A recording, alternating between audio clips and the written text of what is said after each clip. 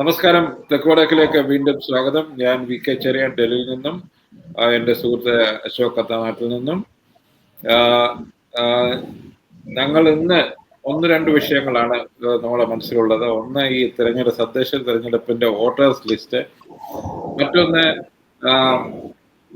അയ്യപ്പ സീസണാണ്. അപ്പൊ അയ്യപ്പനെ നമുക്ക് ഒഴിവാക്കാൻ പാടില്ല. അതിന് മുമ്പേ അശോക്, നാട്ടിലെ വിശേഷങ്ങൾ എന്തൊക്കെയാണ് നമുക്ക് ഇന്ന് പറയാവുന്നത്?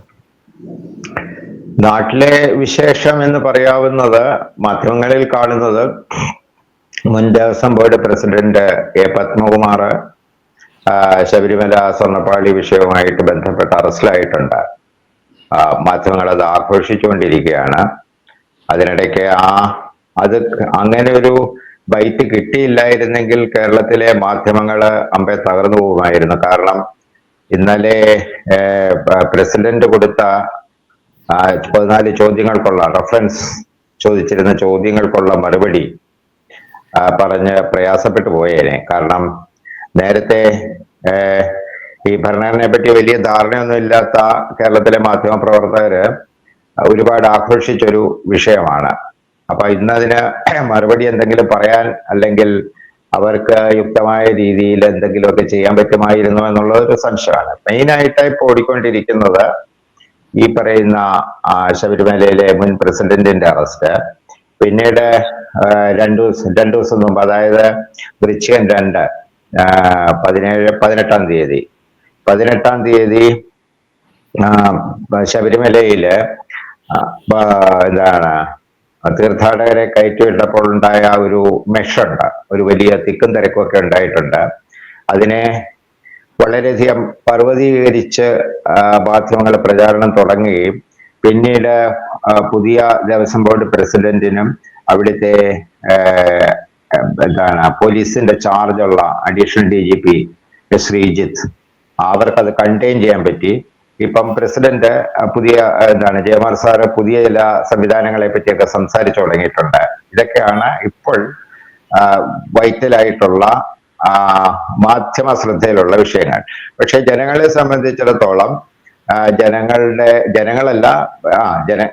അതായത് നമ്മളുടെ സൊസൈറ്റിയിൽ ഇപ്പോൾ ഉണ്ടായ വളരെ ആക്റ്റീവായിട്ടുള്ള ഒരു കാര്യം എന്താണെന്ന് ചോദിച്ചാല്, ഈ പറയുന്ന ഇന്നാണ് തദ്ദേശ സ്വയംഭരണ സ്ഥാപനങ്ങളിലേക്ക് നോമിനേഷൻ കൊടുക്കേണ്ട അവസാനത്തെ തീയതി. അതിന്റെ ഒരു ആ ഒരു ആവേശത്തിലാണ് കേരളത്തിലെ എല്ലാ മുന്നണികളുടെയും രാഷ്ട്രീയ പ്രവർത്തകരും മറ്റുള്ളവരും എല്ലാം. അത്രയൊക്കെയാണ് ഇപ്പൊ നിലവിലുള്ള. അല്ലാതെ വേറെ എന്തെങ്കിലും വിശേഷപ്പെട്ട സംഗതികൾ ഇപ്പൊ കേരളത്തിൽ ഉണ്ടായിട്ടില്ല. അതുകൊണ്ട് നമുക്ക് ഒന്ന് ചർച്ച ചെയ്യാം. അതായത് എനിക്ക് അത്ഭുതമായിരുന്നു, തദ്ദേശ സ്വയംഭരണ സ്ഥാപനങ്ങളിലേക്കുള്ള ഇലക്ഷനില് അതിന്റെ വോട്ടേഴ്സ് ലിസ്റ്റ് ഒന്നും അസംബ്ലിക്കുള്ള വോട്ടേഴ്സ് ലിസ്റ്റും വേറെയാണ് എന്ന് എനിക്ക് ഒരു പുതിയ അറിവായിരുന്നത്. അതായത് കേരളത്തിലെ പഞ്ചായത്തും മുനിസിപ്പൽ കോർപ്പറേഷൻ തിരഞ്ഞെടുക്കുന്ന ആൾക്കാർ ഒരു കൂട്ടം, അസംബ്ലിയിലെ MLA തിരഞ്ഞെടുക്കുന്ന വേറൊരു ലിസ്റ്റാണ്. ഇത് എന്താണ് കാണിക്കുന്നത്? എനിക്ക് മനസ്സിലാകുന്നത്, എല്ലാം നമ്മളൊരു ഡെമോക്രസിയിലാണ്, ഇലക്ഷൻ കമ്മീഷനാണ് ഇതൊക്കെ നടത്തുന്നത്. അപ്പോൾ ഇലക്ഷൻ കമ്മീഷന് എത്ര ലിസ്റ്റ് കൊണ്ടു നടക്കേണ്ടി വരും ഇങ്ങനെയാണെങ്കിൽ? ഇത് തന്നെയല്ലേ ഈ BLOമാരുടെ ഓവർ വർക്ക് എന്നൊക്കെ പറഞ്ഞുള്ള ഒരു പ്രശ്നത്തിന് കാരണം? എനിക്ക് തോന്നുന്നത് അതേ BLOമാരായിരിക്കും രണ്ട് ഇലക്ഷനും ഓടി നടക്കുന്നവർ, അല്ലേ? അതങ്ങനെയല്ല. ഇതിന്റെ അകത്ത് ഈ 2 ലിസ്റ്റ് വരാനിടയാക്കിയ കാര്യം എന്ന് പറയുന്നത് നമ്മുടെ പഞ്ചായത്തി രാജ് ആക്ട് അനുസരിച്ചിട്ടാണ്. അതായത് പഞ്ചായത്തി രാജ് ആക്ട് വരുന്നതിന് മുമ്പ് ഇന്ത്യയിലെ ഏകീകൃത പഞ്ചായത്ത് തിരഞ്ഞെടുപ്പ് നിയമങ്ങൾ ഉണ്ടായിരുന്നില്ല. പഞ്ചായത്തി രാജ് ആക്ട് ആദ്യത്തെ പാർലമെന്റ്, അതായത് നെഹ്റുവിന്റെ കാലത്ത് തന്നെ അങ്ങനെ ഒരു കൺസെപ്റ്റ്, ഗാന്ധിയിൽ നിന്നും ഇൻകൾക്കേറ്റ് ചെയ്ത ഒരു കൺസെപ്റ്റ് പാർലമെന്റ് ചർച്ചയ്ക്ക് വരികയും, പക്ഷെ അതിന്റെ ഒരു പഞ്ചായത്തി രാജ് ആക്ട് എന്ന് പറയുന്ന ആക്ട് ഉണ്ടാകുന്നത് 1984 രാജീവ് ഗാന്ധി പ്രധാനമന്ത്രി ആയതിനു ശേഷമാണ്. അന്ന് അതിനെ തുടർന്ന് പഞ്ചായത്തി രാജ് ആക്ട് നിലവിൽ വരികയും അപ്പൊ ആ ഈ ആക്ടിനുള്ള ആ ഒരു സവിശേഷത എന്താണെന്ന് ചോദിച്ചു കഴിഞ്ഞാല് ഈ ആക്ട് കേന്ദ്ര ആക്ട് സംസ്ഥാനങ്ങൾക്ക് അതിന്റെ ഒരു ഫെഡറൽ സ്വഭാവം അനുസരിച്ച് സംസ്ഥാനങ്ങൾക്ക് അവരുടേതായ മാറ്റങ്ങളോടുകൂടി ഉപയോഗിക്കാനുള്ള, അതായത് നിയമസഭയിൽ ഇത് നടപ്പാക്കി ചെയ്യാനുള്ള കാര്യങ്ങൾ. അങ്ങനെ അതിനു മുമ്പേ തന്നെ പഞ്ചായത്തി രാജ് ആക്ട് വരുന്നതിന് തൊട്ടു മുമ്പ് തന്നെ കേരളത്തില് എന്താണ് ജില്ലാ പഞ്ചായത്തൊക്കെ ഉൾപ്പെടെയുള്ള ഒരു തെരഞ്ഞെടുപ്പ് അടക്കം ഉണ്ടായിട്ടുണ്ട്. ഈ അതിന്റെ ഒരു പഞ്ചായത്ത് രാജ് ആക്ടിന്റെ ഒരു ചുവട് പിടിച്ച് നടന്ന ഒരു കാര്യമാണ്. പൂർണ്ണമായിട്ട് എനിക്ക് തോന്നുന്നത് 1992 നരസിംഹറാവു സർക്കാർ വന്നതിന് ശേഷമാണ് ഓൾ സ്റ്റേറ്റ്സിന് ബൈൻഡിങ് ആയിട്ട് ഈ പഞ്ചായത്ത് രാജ് ആക്ട് നിലവിൽ വരുന്നത് അഖിലേന്ത്യാ തലത്തില്. അപ്പൊ ഇതിന്റെ അകത്ത് ഉള്ളൊരു വിഷയം എന്ന് പറയുന്നത് ഈ പഞ്ചായത്ത് രാജ് ആക്ടിന്റെ ഭാഗമായിട്ട് സമ്മതിദായകരെ നിശ്ചയിക്കുന്ന, കാരണം അന്ന് രണ്ട് വ്യത്യാസം ഉണ്ടായിരുന്നു. 18 വയസ്സ് വരെയുള്ള രാജീവ് ഗാന്ധിയാണ് 18 വയസ്സ് വരെയുള്ള ആളുകൾക്ക് തെരഞ്ഞെടുപ്പില് വോട്ട് ചെയ്യാനുള്ള അവകാശം നൽകുന്നത്. അത് അങ്ങനെയാണ് ഈ സംഗതിക്ക്, അതായത് രണ്ട് വോട്ടേഴ്സ് ലിസ്റ്റ് നിലവിൽ വരാനിടയാക്കിയ ഒരു സാഹചര്യം അതാണ്. അതായത് ഈ 18 വയസ്സും 21 വയസ്സും, ലോക്സഭ നിയമസഭയിലേക്ക് 21 വയസ്സും. അതുപോലെ തന്നെ ഈ ഇത് കേന്ദ്ര ഇലക്ഷൻ കമ്മീഷന്റെ പരിധിയിലുള്ളതല്ല പഞ്ചായത്ത് രാജ് ആക്ട്. കാരണം എന്ന് പറഞ്ഞാൽ ഈ പഞ്ചായത്ത് രാജ് ആക്ട് നമ്മൾ പരിഗണിക്കുന്നതിനെക്കാട്ടിലൊക്കെ വളരെ വിപുലമായ സാധ്യതയും വ്യാപ്തിയുമുള്ള ഒരു ആക്ടാണ് ഈ പഞ്ചായത്ത് രാജ് ആക്ട്. ഇപ്പം നമുക്ക് കാണാം, ഇനിയിപ്പം അടുത്ത് വരാൻ പോകുന്നത് ഈ കേന്ദ്ര സർക്കാർ പഞ്ചായത്ത് രാജ് ആക്ട് തന്നെ ഉപയോഗിച്ചിട്ട് നമ്മളുടെ ലോക്കൽ ബോഡികളിലേക്ക് അവര് കടന്നു കയറാനുള്ള എല്ലാവിധ സാധ്യതകളും നമ്മൾ പ്രതീക്ഷിക്കണം. കാരണം അതിൻ്റെ അകത്ത് ചെറിയ ചെറിയ എന്റെ ചോദ്യം ആക്ട് എന്തൊക്കെയാണെങ്കിലും ഒരു ഡേറ്റ എന്ന നിലയില് ആൾക്കാരാണ്. അപ്പൊ അതൊക്കെയാണല്ലോ ഈ SIR-ന്റെ ഒരു കാരണവും അല്ലല്ല SIR പഞ്ചായത്ത് അല്ലെ തദ്ദേശ സ്വയംഭരണ സ്ഥാപനങ്ങളിലേക്കുള്ള വോട്ടേഴ്സിന്റെ കാര്യത്തിൽ SIR-ന് സ്കോപ്പില്ല. അവര് അതല്ല ചെയ്യുന്നത്. അവര് ചെയ്യുന്നതെന്ന് പറഞ്ഞു കഴിഞ്ഞാൽ 2002 ഉണ്ടായ ഒരു വോട്ടേഴ്സ് ലിസ്റ്റ് പുതുക്കൽ, അതായത് സെൻട്രൽ ഇലക്ഷൻ കമ്മീഷൻ പുതുക്കിയ വോട്ടേഴ്സ് ലിസ്റ്റിൽ അല്ല, ഞാൻ പറയട്ടെ മനസ്സിലായി. അല്ല, അതിന് മുമ്പ് ഒരു വിശദീകരണം ഒരു വിശദീകരണം തരാൻ വേണ്ടിയിട്ടാണ് ഞാൻ ഇത്രയും പറയുന്നത്. ഒന്ന് ക്ഷമിക്കുക. അതായത് 2002 ഉണ്ടായിരുന്ന വോട്ടേഴ്സ് ലിസ്റ്റ് പുതുക്കലിന്റെ രണ്ടാം ഘട്ടം 2022 നടക്കേണ്ടതായിരുന്നു. അന്ന് അത് നടത്താൻ, അതായത് കോവിഡ് ഇതിനൊക്കെ തുടർന്ന് അന്ന് നടത്താൻ പറ്റിയില്ല.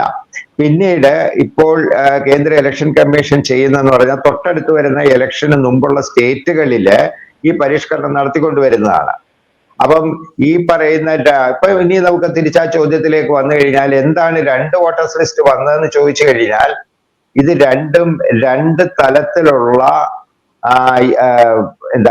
തെരഞ്ഞെടുപ്പായിട്ട് പരിഗണിക്കുന്നതുകൊണ്ടാണ്. ഇപ്പൊ ചെറിയ പറഞ്ഞ കറക്റ്റാണ്. ഇതിനെല്ലാം കൂടി ഒരു വോട്ടേഴ്സ് ലിസ്റ്റിന്റെ ആവശ്യമല്ലേ ഉള്ളൂ എന്ന് ചോദിച്ചു കഴിഞ്ഞാൽ അത് വളരെ കറക്റ്റാണ്. ഈ കേന്ദ്ര സർക്കാർ ഇത് കുറച്ചു കാലം മുമ്പ് 2-3 വർഷം മുമ്പ് വൺ ഇന്ത്യ വൺ ഇലക്ഷൻ എന്ന് പറയുന്ന വിഷയം അവതരിപ്പിച്ചുകൊണ്ട് ഈ കാര്യം പറഞ്ഞതാണ്. അതായത് ഇന്ത്യക്കൊട്ടാകെ ഒരു വോട്ടേഴ്സ് ലിസ്റ്റ് മതി. ഇനിയിപ്പോൾ ഇതിൻ്റെ അകത്ത് സംഭവിക്കാൻ സാധ്യതയുള്ള ഒരു വിഷയം എന്താണെന്ന് പറഞ്ഞു കഴിഞ്ഞാൽ ഈ രണ്ട് ലിസ്റ്റുകൾ തമ്മിൽ, അതായത് സെൻട്രൽ ഇലക്ഷൻ കമ്മീഷന്റെ ലിസ്റ്റും സ്റ്റേറ്റ് ഇലക്ഷൻ ഓഫീസർ തയ്യാറാക്കുന്ന പഞ്ചായത്തി രാജ് ആക്ട് അനുസരിച്ചിട്ടുള്ള ലോക്കൽ ബോഡിയിലേക്ക് നടക്കുന്ന തെരഞ്ഞെടുപ്പുകൾക്കുള്ള ലിസ്റ്റും തമ്മിൽ പാരിറ്റി ഇല്ലാതെ വന്നു കഴിഞ്ഞാൽ ഒരു പക്ഷെ അത് കോടതി കയറാനുള്ള എല്ലാവിധ സാധ്യതയുണ്ട്. അപ്പോൾ ശരിക്കും അതാണ് ഞാൻ പറഞ്ഞത്, ഇത് കോംപ്ലിക്കേഷൻ ഉണ്ടാക്കും, കുത്തിത്തിരിപ്പുകാർക്ക് അവസരം ഉണ്ടാക്കി കൊടുക്കുക, തീർച്ചയായിട്ടും സർക്കാരിന്റെ പാഴ്ചെലവ് ഉണ്ടാക്കി കൊടുക്കുക. ഉണ്ടാക്കി കൊടുക്കണം. സർക്കാരിന്റെ പാളിച്ചയായിട്ട് അതിനെ എടുക്കണം. കാരണം എന്ന് പറഞ്ഞു കഴിഞ്ഞാല് പക്ഷേ ഈ എന്താണ് ഈ പൊളിറ്റിക്കൽ മോട്ടീവ് കൊണ്ട് ഇങ്ങനെ 2 ലിസ്റ്റ് പിടിക്കാനുള്ള താല്പര്യം എല്ലാ സർക്കാരുകളും കാണിക്കും. കാരണം ഈ ലോക്കൽ ബോഡീസ് എന്ന് പറയുന്നത് ഇപ്പോൾ അത്ര മോശം കാര്യമൊന്നുമല്ല. ഇപ്പം എന്താണ് തിരുവനന്തപുരത്ത് കോർപ്പറേഷനിലേക്ക് മത്സരിക്കാൻ തയ്യാറായിട്ടുള്ള ആളൊരു കോൺഗ്രസിന്റെ ശബരിനാഥ്, അതായത് ജി കാർത്തികേയന്റെ മകൻ വരുന്നതെന്ന് പറയുന്നത് വെറുതെ അതിനെ കാണാൻ പറ്റില്ല. അതുപോലെ അനിലക്കര അവിടെ അടാട്ട് പഞ്ചായത്ത് പ്രസിഡന്റ് ആകാൻ വേണ്ടിയിട്ടുള്ള നീക്കത്തിൽ നോമിനേഷൻ കൊടുത്തു കഴിഞ്ഞു. അതുപോലെ അങ്ങനെയാണ് ഇതിന്റെ ഒരു എന്താണ് പോക്ക്. അതായത് അവർ എക്സ്പെക്ട് ചെയ്യുന്നുണ്ട്. ഒന്ന് കാണിക്കുന്നത് കേരളത്തിലെ സ്വയംഭരണ സ്ഥാപനങ്ങൾ നല്ലവിധം പ്രവർത്തിക്കുന്നുണ്ട് ബാക്കിയുള്ള സംസ്ഥാനങ്ങളെ അപേക്ഷിച്ച്. ഒരു MLA-ക്കാളും കൂടുതൽ കാര്യങ്ങൾ ചെയ്യാൻ ചിലപ്പോൾ ഒരു പഞ്ചായത്ത് പ്രസിഡന്റിനോ കോർപ്പറേഷൻ മേയർക്കോ കഴിയുന്നുണ്ട് എന്നുള്ള ഒരു വാസ്തവല്ലേ? അതൊരു വാസ്തവമാണ്. പക്ഷേ അതിലുള്ള ഒരു പ്രത്യേകത എന്ന് പറഞ്ഞാൽ നമുക്ക് ഈ ഫണ്ടിന്റെ വിഹിതം വരുന്നതിൻ്റെ അകത്ത് ഉള്ള ഒരു ഇഷ്യൂ ഉണ്ട്. കാരണം കേന്ദ്ര സർക്കാർ ഫണ്ട് കൊടുക്കുമ്പോൾ കേരളത്തിൽ അത് എത്തുമ്പോഴേക്കും 10-1 മാറും. അങ്ങനെയാണ് ഇത് നമ്മൾ പറഞ്ഞാൽ രാജീവ് ഗാന്ധി തന്നെ എന്താണ് അദ്ദേഹം പറഞ്ഞ ഒരു കാര്യമാണ്. അപ്പം ഇപ്പോൾ പുതിയതായിട്ട് ഇതിൻ്റെ അകത്ത് ഒരുപാട് മാറ്റങ്ങൾ 2017 തൊട്ട് കേന്ദ്ര സർക്കാർ ലോക്കൽ ബോഡിയെ വിഴുങ്ങുന്നതിനുള്ള എല്ലാവിധ ഓപ്പണിങ്സിൽ കൂടെ കടന്നു വന്നിട്ടുണ്ട്. ഇപ്പോൾ എന്താണ് ലോക്കൽ ബോഡികളുടെ അക്കൗണ്ട് എന്ന് പറയുന്നത് ഒരു കേന്ദ്ര സെർവറിൽ കൂടെ അവർ നിരീക്ഷിക്കുന്നുണ്ട്. കേന്ദ്ര സെർവറിൽ കൊടുത്തു കഴിഞ്ഞാൽ മാത്രമേ, അതായത് ഇപ്പം അഗ്രികൾച്ചറിന് ഈ എന്താണ് നമ്മളുടെ കണ്ണൂർ ജില്ലയിൽ ഒരു സ്ഥലമുണ്ട്, പ്ലൈവുഡ് ഒക്കെ ഉണ്ടാക്കുന്ന ഒരു സ്ഥലമുണ്ട്, ഒരു പഞ്ചായത്തുണ്ട്. ആ പഞ്ചായത്ത് കൃഷിയില്ല, പക്ഷെ അവിടെ കൃഷിഭവനുണ്ട്. കൃഷിക്കുള്ള പൈസ അലോട്ട് ചെയ്യുന്നുണ്ട്. ഈ പൈസ എവിടാണ് പോകുന്നത്? സാങ്കല്പിക കൃഷി കൂടെ പൈസ പോകും. പക്ഷേ ഇനി വരുന്ന വിഷയത്തിന്റെ അകത്ത് ഇനി വരുന്ന പഞ്ചായത്തുകൾക്ക് അങ്ങനെ ഒരു സാധ്യത കിട്ടാൻ പ്രയാസമാണ്. കാരണം പോളിസി വൈസ് പ്രോജക്റ്റ് വൈസ് ആയിട്ട് മാത്രമേ തദ്ദേശ സ്വയംഭരണ സ്ഥാപനങ്ങൾക്ക് ഫണ്ട് വരികയുള്ളൂ. അടുത്ത പ്രശ്നം എന്ന് പറയുന്നത് അങ്ങനെ ചില്ലറ മാറ്റങ്ങളൊക്കെ കേന്ദ്ര സർക്കാർ ഫണ്ടിങ്ങിന്റെ അകത്ത് മാറ്റിക്കൊണ്ടിരിക്കുകയാണ്. ഞാൻ പറഞ്ഞ വളപട്ടണം ഇപ്പൊ മുനിസിപ്പാലിറ്റി ആണോ എന്ന് എനിക്കറിയില്ല. വളപട്ടണം പഞ്ചായത്തില് കൃഷിയില്ല. പക്ഷേ ഇനിയിപ്പോ നമ്മൾ ഒന്ന് ആലോചിച്ച് നോക്കി, ഇപ്പം നമ്മൾ നോക്കുകയാണെങ്കിൽ തിരുവനന്തപുരം കോർപ്പറേഷനിൽ അല്ലെങ്കിൽ കൊച്ചി കോർപ്പറേഷനിലൊക്കെ കൃഷിക്ക് ഫണ്ട് കാണും. അപ്പൊ എവിടെയാണ് ഇവര് കൃഷി ചെയ്യുന്നത്? കൃഷിക്കുള്ള ഫണ്ട് എന്ന് പറയുന്നത്, കൃഷിക്ക് മൃഗസംരക്ഷണത്തിനുള്ള ഫണ്ട് എന്ന് പറയുന്നത് അവരന്നേരം അതിന് ആനുപാതികമായിട്ട് കുറയും. ഇപ്പം ഇതിൻ്റെ അകത്തോട്ട് ഈ പറയുന്ന കോർപ്പറേഷനുകളിൽ ചേർന്നിട്ടുള്ള ചില ഗ്രാമപഞ്ചായത്തുകളിലൊക്കെ ചിലപ്പോൾ കുറച്ച് കൃഷിയും കുറച്ച് കാലി വളർത്തലും അതുപോലുള്ള കാണും. ഫംഗ്ഷനാണ് നമ്മൾ പറയുന്ന വോട്ടേഴ്സ് ലിസ്റ്റിന്റെ കാര്യമാണ്. ലെഗസി ഇഷ്യൂ ആയിട്ട് ഇരിക്കുകയാണ്. അത് എത്രയും വേഗം കറക്റ്റ് ചെയ്യേണ്ടത് എല്ലാ സർക്കാരിനും വോട്ട് ചെയ്യുന്ന ജനങ്ങൾക്കും നല്ലതായിരിക്കും എന്നാണ് എനിക്ക് തോന്നുന്നത്. തീർച്ചയായും അത് സംശയമൊന്നുമില്ല. അക്കാര്യത്തിൽ അങ്ങനെ ഒരു ഏക വോട്ടേഴ്സ് ലിസ്റ്റ് വരുന്നതാണ് എല്ലാം കൊണ്ടും നല്ലത്. ഏക voters list with digital backup, അതാണ് ശരിക്കും പറഞ്ഞു കഴിഞ്ഞാൽ നമ്മൾ നൽകേണ്ട ഒരു കാര്യം. കാരണം നിങ്ങൾക്ക് ഒരു വോട്ടറെ നോക്കാനായിട്ട് ഒരു കേന്ദ്ര സെർവറിലെ ഈ വോട്ടേഴ്സ് ലിസ്റ്റ്, ഇന്ത്യയിലെ വോട്ടർമാർ ആരൊക്കെയാണ് എന്ന് കണ്ടെത്താൻ പറ്റുന്ന ഒരു സംവിധാനം ഉണ്ടായിരിക്കുന്ന ഏറ്റവും നല്ലതാണ്. ഇപ്പം ഈ പലരും പറയുന്നുണ്ട് എന്തുകൊണ്ട് വോട്ടേഴ്സ് ലിസ്റ്റ് ഇതുമായിട്ട് ആധാറുമായിട്ട് കണക്ട് ചെയ്യുന്നില്ല എന്ന്. അതായത് ആധാർ ഒന്നുമായിട്ട് കണക്ട് ചെയ്യരുതെന്ന് വാദിച്ചിരുന്നവർ തന്നെ ഇപ്പം അത് കണക്ട് ചെയ്യാനാണ് പറഞ്ഞേക്കുന്നത്. അത് കേന്ദ്ര സർക്കാരിന്റെ ഒരു അതിബുദ്ധിയാണ്. ശരിക്കും അവര് ഇത് ആവശ്യപ്പെട്ട മൻമോഹൻ സിംഗ് വന്നപ്പോൾ, പ്രധാനമന്ത്രി ആയിരുന്നപ്പോൾ UID എതിർത്തിട്ടുള്ളവരാണെങ്കിൽ പോലും ഇപ്പോൾ അവരെ സംബന്ധിച്ചിടത്തോളം അവർക്ക് ആധാർ കാർഡ് ഒരു ബേസിക് ഐഡന്റിറ്റി കാർഡ് അല്ലെങ്കിൽ ബേസിക് സിറ്റിസൺ കാർഡ് ആയിട്ട് ഉയർത്തിക്കൊണ്ടുവരാൻ താല്പര്യമുണ്ട്. അപ്പൊ ഈ രണ്ട് വോട്ടേഴ്സ് ലിസ്റ്റ് എന്ന് പറയുന്ന ഒരു അനാവശ്യ സാധനമാണ്.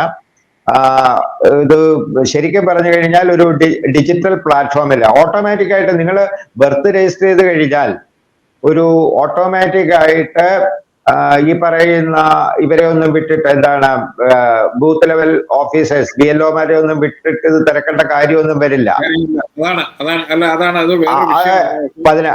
18 വയസ്സ് കഴിയുമ്പോൾ ഓട്ടോമാറ്റിക് ആയിട്ട് വോട്ടേഴ്സ് ലിസ്റ്റിലേക്ക് പോട്ടെ.